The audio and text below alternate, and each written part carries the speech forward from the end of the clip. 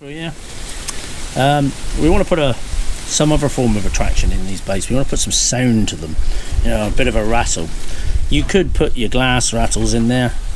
I don't like the sound of that because they're going to break, get crunched on and split my frog, cut my frog, and we have enough problems with that anyway. So what I do, you know, I'm not the first to do it, is if you look at these frogs where the hooks enter, there's a little hole. So if we turn the plastic around, as we do with these frogs, as the fish tend to do sometimes when they really hit them lovely, I've got some, we call them split shot here. They come in different sizes, so depending what size you put in will depend what sort of sound you're going to get. If you go for the smaller ones, and obviously with the size of the frog, you see you got a Spro King Daddy there, so you probably got a bigger hole in on this one here. It'll make it easier to put different sizes of shot in. So this little one here, I'm going to put 2 or 3 in. They don't roll away. So all you're going to do is bend it down. These are sort of egg shot anyway, so it should make it easier.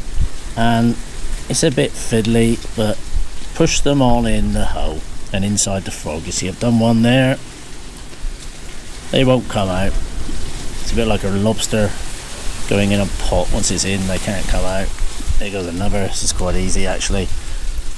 And let's get that third one in there. You can put as many as you want in there. Let's turn it back around and see what we've done. Get the skirts right there. So now we've got a frog. Hopefully you'll be able to hear this. You can see we got rattling in there. That's going to attract the fish. What I might do is put another one in. What you have to weigh up is how buoyant your frog's going to be. If you put too many shot in there, then what's going to happen is you're going to lose the buoyancy of the frog, so you're going to have to pull it along quicker to get it to work. Not enough, you won't make an effect, or an effect that it won't have much of a difference, but you can hear that already. A fish is going to hear that and come towards it. So let's have a look at the King Daddy, see what we can do with that. Let's get some bigger shot for this one. Let's try some, let's have a look. Let's go for some BB shot, I think. You could go up to, we call them swan shot over here, or SSG, and you can put as many as you want in. Let's turn him around again. Put the shot down first, one out. Bit fiddly, I know, but this bigger one is a bit tricky to spinning around as easily. So there again, if you can see the hole I'm aiming at there, if you do that a bit, you can make the hole bigger. Push the shot towards the hole, twiddle it around, try and get it in there. So it's going to be a bit trickier, I think, but we'll do it. It's just, there goes one. It's just fiddling around with it like anything. There goes 2. Let's put some more in.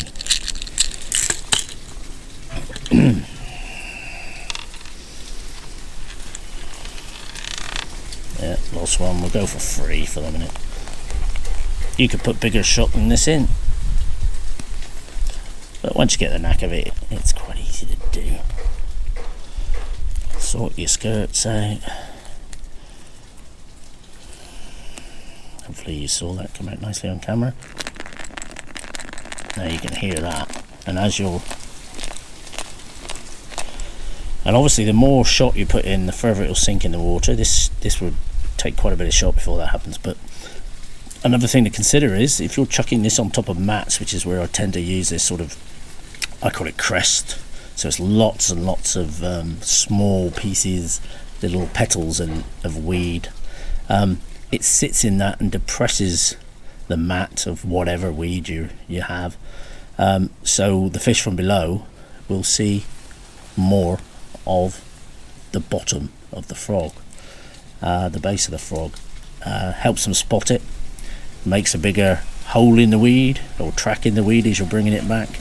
And now we've got rattle as well. All good in my book, works a treat.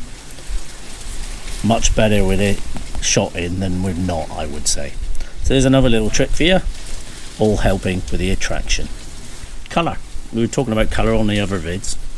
You find yourself on the bank and you don't have a black frog. Well, it looks like we do, but we don't on the belly, which is generally more important than the colour of the top of the frog. Some of the time I think we're trying to please us anglers with the colours on the top rather than the fish. They don't necessarily see it all. They might see the sides, but they're not going to see the top of the lure. But the belly colour can be important, and as I've mentioned before, I like using black in low light conditions. So what I'm going to do, carry one of these around, a permanent marker, and all you need to do, it's pretty obvious isn't it, is colour it in.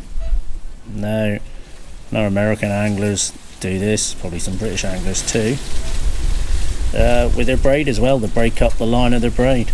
If you're using sort of green braid, that kind of thing, take your time. It doesn't have to be precise and perfect. You usually find you've got to build up a couple of layers, but it's not taking me long to do this, is it? Really, not long at all. It's already quite dark there. As it dries and you put more on, it gets darker and darker, and all of a sudden that profile of that bait will be able to be seen a lot easier by the pike or the bass that you're after. And you can, they say these are permanent, but you can remove this. It will eventually come off anyway, so you know, it's just it's getting near the end of the day. I've been using this frog, doing all right on it, things have stopped happening. I want all the cloud covers come over. I want a darker coloured belly on my frog. There you go, got one now. You can play around and perfect it if you want, but I'd be quite happy with that, throwing that now. So this poor little frog's had a bit of stick, isn't it? But there you go. Saying that, if you've got another colour with you, and there's more to carry around, but if you're going frogging, chuck them in a frog box. You can put whatever colour you want. We might put a bit of give this one a bit of red around its nose and tip. You see, I'm not much of an artist. I expect you can do a better job than this yourself. This is something you don't have to stick with just for frogs. You can do this on your soft plastic shads and things like that if you really want to. Find yourself thinking, my mate's catching loads of fish on a black lure. Oh well, get my pan out, give it a go, because I haven't got any. So yeah, you could do that. I mean, that's not brilliant, is it? I've got to admit. You can smudge it in a bit or something, I suppose. There you go, to sort of blend it in a bit. Now I am getting artistic, aren't I? Looks a bit more lifelike now. There we go, look at that. Yeah, that's a bit more believable, isn't it? You know, could be an injured frog, that. But yeah, you could have a red belly if you want. I've pulled down a bit far on that really, but you do a better job than me. But yeah, there's just another little idea. Change of bait there. So now I've used red and black here. I'd like a yellow or a chartreuse pen as well. That's a colour I really like. So find yourself one of those and use your yellow chartreuse pen. So I hope you like that. Thanks for watching. Please like and subscribe. Don't forget to hit that notification bell. The Constant Angler.